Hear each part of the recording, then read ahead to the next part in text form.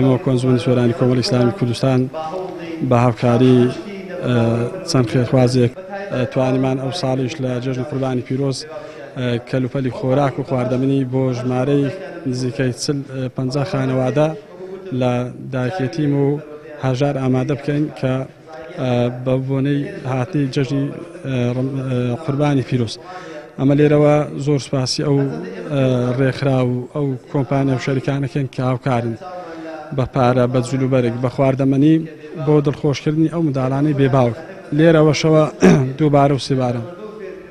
داواکارین لەو ڕێکخراوانە لەو خێرخوازانە بە پارە بە جلوبەرێک بە خواردەمەنی بە هەرچی لە دەستیان دێ هاوکارمان بن